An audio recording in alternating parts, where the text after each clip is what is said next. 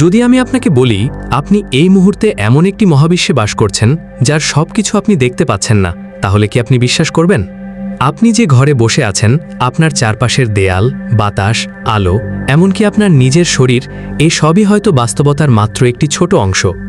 কারণ আধুনিক তাত্ত্বিক পদার্থবিজ্ঞানের কিছু বিজ্ঞানীর মতে আমাদের চোখে দেখা এই ত্রিমাত্রিক পৃথিবীর বাইরেও থাকতে পারে আরও অদৃশ্য ডাইমেনশন, যেগুলো আমরা দেখতে পারি না, স্পর্শ করতে পারি না, এমনকি বর্তমান প্রযুক্তি দিয়েও সরাসরি শনাক্ত করতে পারিনি।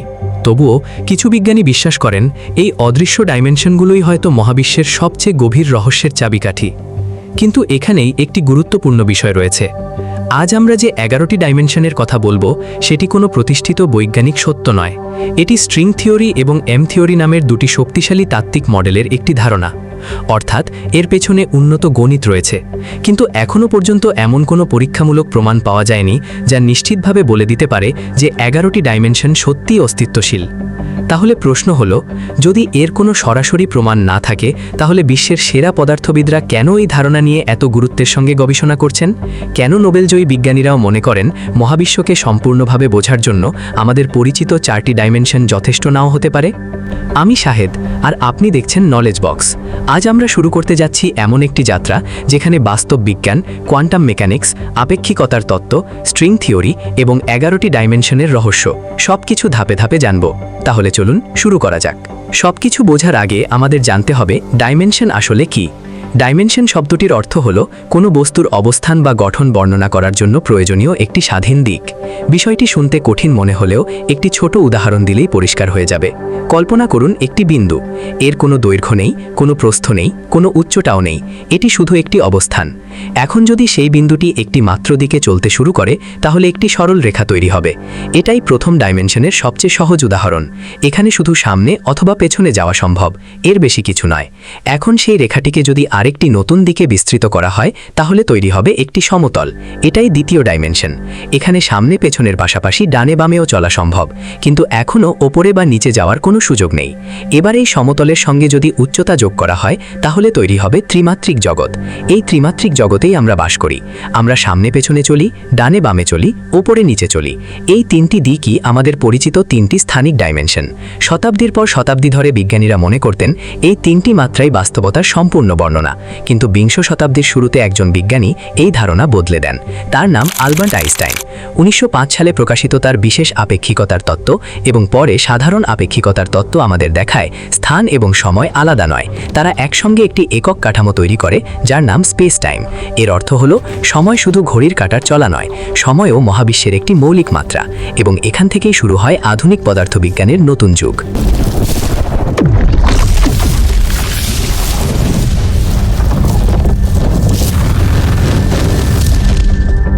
এখন প্রশ্ন হলো, যদি আইনস্টাইনের আপেক্ষিকতার তত্ত্ব এতটাই সফল হয়, তাহলে নতুন কোনো তত্ত্বের প্রয়োজন কেন পড়ল? এর উত্তর লুকিয়ে আছে পদার্থবিজ্ঞানের আরেকটি বিপ্লবী শাখায়, কোয়ান্টাম মেকানিক্সে। কোয়ান্টাম মেকানিক্স হলো সেই তত্ত্ব যা পরমাণু, ইলেকট্রন, ফোটন এবং অন্যান্য অতি ক্ষুদ্র কণার আচরণ ব্যাখ্যা করে। অন্যদিকে আইনস্টাইনের সাধারণ আপেক্ষিকতার তত্ত্ব ব্যাখ্যা করে বিশাল বস্তু, যেমন গ্রহ, নক্ষত্র, গ্যালাক্সি এবং ব্ল্যাক হোলের মহাকর্ষ। অর্থাৎ দুটি তত্ত্বই নিজ নিজ ক্ষেত্রে অসাধারণ সফল। আজকের আধুনিক প্রযুক্তি যেমন ট্রানজিস্টর, লেজার, কম্পিউটার চিপ এবং স্মার্টফোন, এসব কোয়ান্টাম মেকানিক্সের সাফল্যের ফল। আবার জিপিএস সিস্টেম থেকে শুরু করে ব্ল্যাক হোলের আচরণ পর্যন্ত অনেক কিছুই আইনস্টাইনের আপেক্ষিকতার তত্ত্ব ছাড়া ব্যাখ্যা করা যায় না। কিন্তু সমস্যা শুরু হয় তখন, যখন বিজ্ঞানীরা এমন একটি পরিস্থিতি ব্যাখ্যা করতে চান যেখানে একই সঙ্গে অত্যন্ত ক্ষুদ্র আকার এবং অত্যন্ত শক্তিশালী মহাকর্ষ কাজ করে। উদাহরণ হিসেবে ধরুন একটি ব্ল্যাক হোলের কেন্দ্র বা বিগ ব্যাংয়ের একেবারে শুরুর মুহূর্ত। এখানে কোয়ান্টাম মেকানিক্স এবং সাধারণ আপেক্ষিকতা দুটোই প্রয়োজন।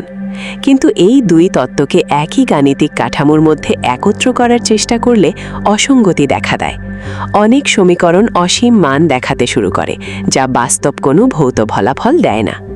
এই কারণেই পদার্থবিদরা দীর্ঘদিন ধরে এমন একটি থিওরি অফ এভরিথিং খুঁজছেন যা একই সঙ্গে কোয়ান্টাম মেকানিক্স এবং মহাকর্ষ দুটোকেই ব্যাখ্যা করতে পারে। এই অনুসন্ধান থেকেই ধীরে ধীরে জন্ম নেয় স্ট্রিং থিওরি। স্ট্রিং থিওরির মূল ধারণা হল মহাবিশ্বের সবচেয়ে মৌলিক উপাদান বিন্দু সদৃশ কণা নয়, বরং তারা অত্যন্ত ক্ষুদ্র একমাত্রিক কম্পনশীল স্ট্রিং। এই স্ট্রিংগুলো ভিন্ন ভিন্নভাবে কম্পিত হলে আমরা ভিন্ন ভিন্ন কণা দেখি। কোনো এক ধরনের কম্পন ইলেকট্রনের মতো আচরণ করে, আবার অন্য ধরনের কম্পন কোয়ার্ক বা অন্য কণার মতো আচরণ করতে পারে। এমনকি স্ট্রিং থিওরি এমন একটি কণারও পূর্বাভাস দেয় যার নাম গ্র্যাভিটন।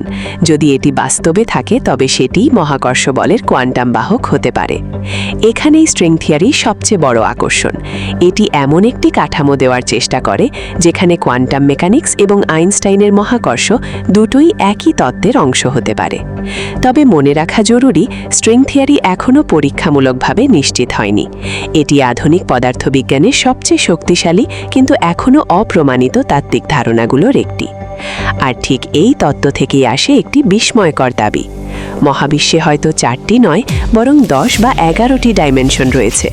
কিন্তু কেন স্ট্রিং থিওরির জন্য অতিরিক্ত ডাইমেনশনের প্রয়োজন হয়? এর উত্তর লুকিয়ে আছে স্ট্রিং থিওরির গণিতের ভেতরে। বিজ্ঞানীরা যখন স্ট্রিং থিওরির সমীকরণগুলো সমাধান করার চেষ্টা করেন, তখন একটি অদ্ভুত বিষয় সামনে আসে। যদি মহাবিশ্বে মাত্র 4টি ডাইমেনশন থাকে, তাহলে সমীকরণগুলো পরস্পরের সঙ্গে সামঞ্জস্যপূর্ণ থাকে না। কিন্তু যখন অতিরিক্ত ডাইমেনশন যোগ করা হয়, তখন সেই গাণিতিক অসঙ্গতিগুলো অনেকাংশে দূর হয়ে যায়। প্রথম দিকে সুপার স্ট্রিং থিওরি দেখায় যে একটি সামঞ্জস্যপূর্ণ মডেলের জন্য মোট 10টি ডাইমেনশন প্রয়োজন, 9টি স্থানিক ডাইমেনশন এবং একটি সময়ের ডাইমেনশন। পরে 1995 সালে পদার্থবিদ এডওয়ার্ড উইটেন প্রস্তাব করেন যে আগে আলাদা মনে হওয়া 5টি সুপার স্ট্রিং তত্ত্ব আসলে একটি আরও বড় তত্ত্বের ভিন্ন ভিন্ন রূপ। এই নতুন ধারণার নাম দেওয়া হয় এম থিওরি। এম থিওরি অনুযায়ী মহাবিশ্বে থাকতে পারে মোট 11টি ডাইমেনশন, 10টি স্থানিক এবং একটি সময়ের ডাইমেনশন। তাহলে আমরা এই অতিরিক্ত ডাইমেনশনগুলো দেখি না কেন? স্ট্রিং থিওরি বলছে কারণ এগুলো আমাদের পরিচিত 3টি ডাইমেনশনের মতো বিশাল নয়। এগুলো অত্যন্ত ক্ষুদ্র আকারে নিজেদের ওপর গুটিয়ে রয়েছে, এতটাই ক্ষুদ্র যে বর্তমান প্রযুক্তি দিয়ে সরাসরি পর্যবেক্ষণ করা সম্ভব নয়। এই ধারণাকে বোঝাতে বিজ্ঞানীরা প্রায়ই একটি উদাহরণ দেন। দূর থেকে একটি বৈদ্যুতিক তারকে দেখলে সেটি একটি সরল রেখার মতো লাগে, কিন্তু খুব কাছ থেকে দেখলে বোঝা যায় তারটির চারদিকে ঘুরেও চলা যায়। অর্থাৎ দূর থেকে একটি মাত্র ডাইমেনশন দেখা গেলেও বাস্তবে সেখানে আরও একটি ক্ষুদ্র ডাইমেনশন লুকিয়ে থাকে। স্ট্রিং থিওরি বলছে অতিরিক্ত ডাইমেনশনগুলোর অবস্থাও অনেকটা এমন হতে পারে। তবে এখানেই একটি গুরুত্বপূর্ণ সতর্কতা রয়েছে। আজ পর্যন্ত কোনো পরীক্ষায় এই অতিরিক্ত ডাইমেনশনের সরাসরি অস্তিত্ব নিশ্চিত করা যায়নি। লার্জ হ্যাড্রন কোলাইডার সহ বিভিন্ন পরীক্ষায় বিজ্ঞানীরা এর সম্ভাব্য প্রমাণ খুঁজছেন, কিন্তু এখনও নিশ্চিত ফল পাওয়া যায়নি। তাই 11টি ডাইমেনশনকে বর্তমানে একটি আকর্ষণীয় বৈজ্ঞানিক তত্ত্ব হিসেবে দেখা হয়, প্রতিষ্ঠিত সত্য হিসেবে নয়। বিজ্ঞান এমনই, একটি ধারণা যতই সুন্দর হোক না কেন, শেষ পর্যন্ত তাকে পরীক্ষার মুখোমুখি হতেই হয়। হয়তো ভবিষ্যতের কোনো আবিষ্কার স্ট্রিং থিওরিকে সত্য প্রমাণ করবে, অথবা হয়তো বিজ্ঞানীরা আরও ভালো কোনো নতুন তত্ত্ব খুঁজে পাবেন। আজকের ভিডিওর উদ্দেশ্য ছিল এই রহস্যময় ধারণাটি সহজ ভাষায় তুলে ধরা, যাতে বোঝা যায় কেন বিশ্বের সেরা পদার্থবিদরা এখনও 11টি ডাইমেনশন নিয়ে গবেষণা চালিয়ে যাচ্ছেন। আপনি দেখছিলেন নলেজ বক্স। ভিডিওটি ভালো লাগলে একটি লাইক দিন, আপনার মতামত কমেন্টে লিখুন, আর বিজ্ঞান ও মহাবিশ্বের এমন গভীর রহস্য জানতে নলেজ বক্সকে সাবস্ক্রাইব করতে ভুলবেন না। পরের ভিডিওতে আবার দেখা হবে। ধন্যবাদ।